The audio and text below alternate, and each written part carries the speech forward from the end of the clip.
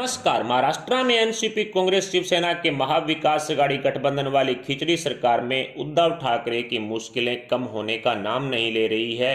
कभी एनसीपी प्रमुख शरद पवार, राहुल गांधी और कांग्रेस पर सवाल उठा करके कांग्रेसी नेताओं को नाराज कर देते हैं और कांग्रेस के नेता इतने आग बबूला हो जाते हैं कि वो एनसीपी प्रमुख शरद पवार और उद्धव ठाकरे को खुली धमकी दे देते हैं कि भविष्य के अंदर एक भी टीका टिप्पणी कांग्रेस के किसी भी नेता पर की गई तो आप महाविकास आघाड़ी गठबंधन वाली खिचड़ी सरकार से हाथ धो बैठेंगे। कभी यूपीए चेयरपर्सन बनने के लिए कहीं ना कहीं एनसीपी प्रमुख शरद पवार टीका टिप्पणी कर देते हैं तो फिर कांग्रेस नाराज हो जाती है और कभी अजीत पवार, अशोक चौहान जैसे नेताओं की बगावत को लेकर के चर्चाएं महाराष्ट्र की राजनीति में होने लगती है। यानी कि जब से इस गठबंधन का निर्माण हुआ है तभी से उद्धव ठाकरे की मुश्किलें बढ़ी है, कम नहीं हुई है। तीनों पार्टियों की विचारधाराएं अलग होने की वजह से तीनों पार्टियां हैं वो अलग अलग साइज के पहियों वाली सरकार तो बना चुके, लेकिन इस सरकार को चलाना उतना ही मुश्किल हो गया है। अब फिर से शिवसेना चारों तरफ से गिर चुकी है। शिवसेना और मुंबई पुलिस की तानाशाही एक बार फिर से महाराष्ट्र की जनता को देखने को मिली।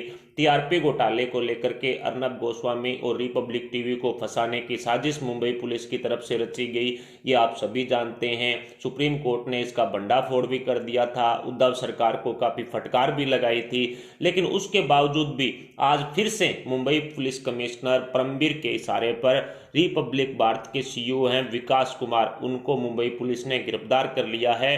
और उद्धव सरकार और मुंबई पुलिस का तानाशाही रवैया एक बार फिर से महाराष्ट्र की जनता को देखने को मिला। उद्धव सरकार ने आज फिर एक तानाशाही रवैया अपनाने का सबूत दे दिया।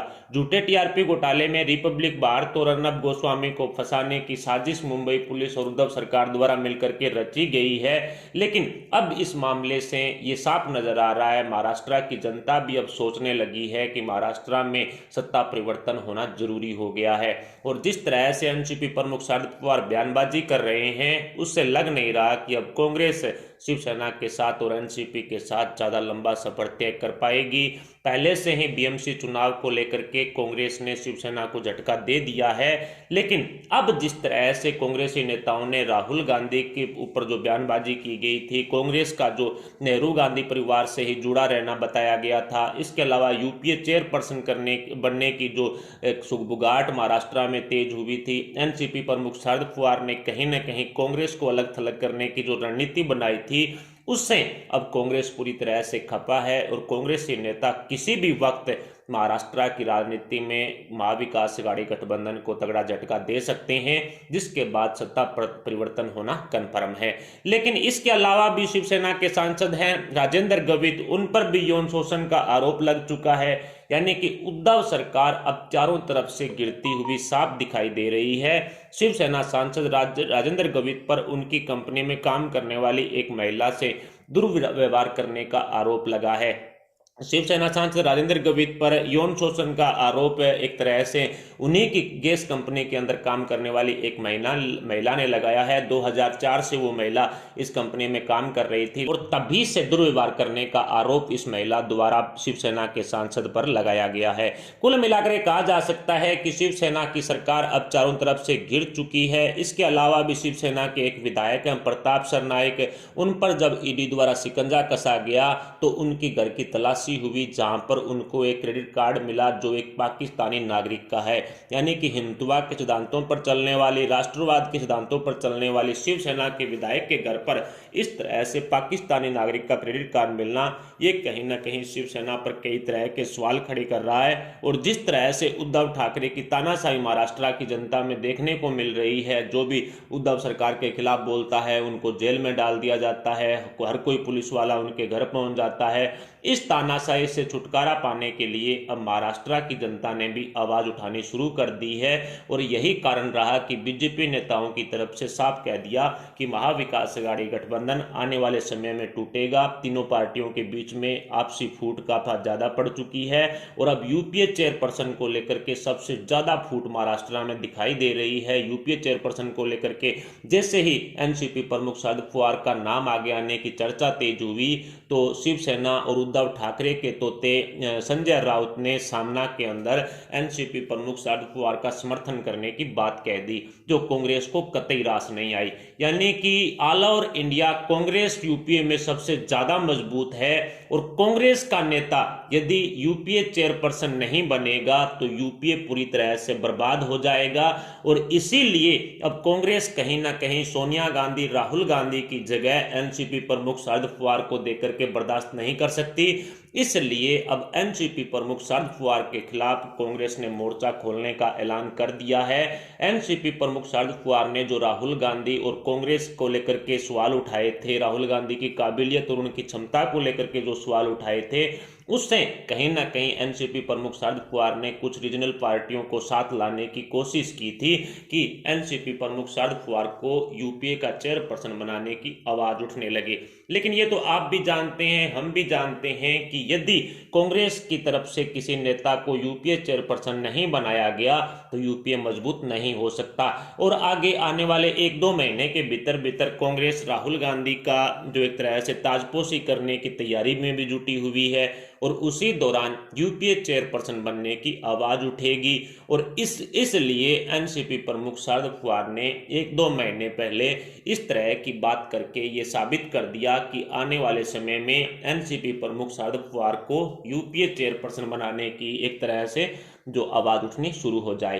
कुल मिलाकर के कहा जा सकता है कि एनसीपी प्रमुख शरद पवार की तरफ से जो कांग्रेस और राहुल गांधी पर बयानबाजी की गई है, जो टीका टिप्पणी की गई है, उससे उद्धव ठाकरे की सीएम कुर्सी पर संकट मंडराने शुरू हो चुके हैं। और फिलहाल उद्धव ठाकरे की सीएम कुर्सी को लेकर के अजित पवार, अशोक चव्हाण की बगावत की सुगबुगाहट भी तेज हो गई है, क्योंकि एनसीपी प्रमुख शरद पवार अपनी बेटी सुप्रिया सुले की राजनीतिक भविष्य को सुधारने के लिए बीजेपी नेताओं से मुलाकात कर रहे हैं, जिससे ऐसा लग रहा है, मतलब चर्चाएं तेज हो चुकी है कि एनसीपी किसी भी वक्त एनडीए में शामिल हो सकती है। यदि एनसीपी प्रमुख शरद पवार अपनी बेटी सुप्रिया सुले को केंद्र की राजनीति में मजबूत करना चाहते हैं तो उनको एनडीए में शामिल होना ही पड़ेगा। और अगर ऐसा हुआ तो कन्फर्म है महाविकास अघाड़ी गठबंधन और महाराष्ट्र की राजनीति में एक बहुत बड़ा भूचाल आएगा। पिछले दिनों ही बीजेपी नेता और रक्षा मंत्री राजनाथ सिंह से एनसीपी प्रमुख शरद पवार ने मुलाकात की थी, लेकिन जिस तरह से ईडी की कार्रवाइयां एनसीपी की तरफ से ही करवाई जा रही है, उससे ऐसा भी लग रहा है कि एनसीपी प्रमुख शरद पवार डबल गेम महाराष्ट्र की राजनीति में खेल रहे हैं। गृह मंत्रालय के आदेश पर कहीं ना कहीं ईडी द्वारा शिवसेना के विधायक प्रताप सरनाईक पर कार्रवाई की गई थी, ये कन्फर्म है। और शिवसेना के विधायकों पर एनसीपी की तरफ से इस तरह की कार्रवाई करवा करके, शरद पवार इस तरह की कार्रवाई करवा करके शिवसेना को बदनाम करना चाहते हैं, शिवसेना का विरोध बढ़वाना चाहते हैं, उद्धव सरकार का विरोध बढ़वाना चाहते हैं। कुल मिलाकर के एनसीपी प्रमुख शरद पवार ने एक तीर से कई निशाने साधने की कोशिश की। जो राहुल गांधी कांग्रेस पर सवाल उठाए उसमें भी 2-3 खुलासे होकर के सामने आ चुके। इसके अलावा शिवसेना के साथ जो हाथ मिलाया, उस दौरान सारे के सारे मिलाईदार मंत्रालय अपने पास रख लिए। और कांग्रेसी नेता संजय निरुपम ने जब प्रताप सरनाईक पर ईडी द्वारा कार्रवाई की गई थी, तब जो शिवसेना पर कई तरह के सवाल भी उठाए थे कि शिवसेना एक भ्रष्ट पार्टी है और यदि बदले की कार्रवाई नहीं की गई है ईडी द्वारा तो आप मान करके चलिए शिवसेना के भ्रष्ट विधायकों पर इस तरह की कार्रवाई होनी जरूरी है, आवश्यक है। कुल मिलाकर के कहा जा सकता है कि एनसीपी, कांग्रेस, शिवसेना तीनों पार्टियों के नेताओं में फिलहाल जो काफी बवाल मचा हुआ है और आने वाले समय में उद्धव ठाकरे की सीएम कुर्सी पर संकट के बादल मंडरा सकते हैं। अब सत्ता परिवर्तन होना महाराष्ट्र में जरूरी भी हो गया है और कांग्रेस जिस तरह से जो शिवसेना और एनसीपी से दूरी बना रही है, उसे लग रहा है कि कांग्रेस किसी भी वक्त महाविकास अघाड़ी गठबंधन को एक तरह से तोड़ करके बाहर हो सकती है। और अगर ऐसा हुआ तो उद्धव ठाकरे की सीएम कुर्सी उनके हाथों से खिसक जाएगी। फिलहाल मुंबई पुलिस और उद्धव सरकार द्वारा जो तानाशाही महाराष्ट्र में अपनाई जा रही है, जो रिपब्लिक टीवी के सीईओ विकास कुमार की गिरफ्तारी हुई है, उसको लेकर के आपके क्या विचार हैं? आप अपने विचार में कमेंट बॉक्स में बता सकते हैं। साथ ही वीडियो को लाइक करके हमारे चैनल को सब्सक्राइब जरूर कर लें। अभी के लिए इतना ही, मिलते हैं अगली अपडेट के साथ, तब तक के लिए जय हिंद, जय भारत।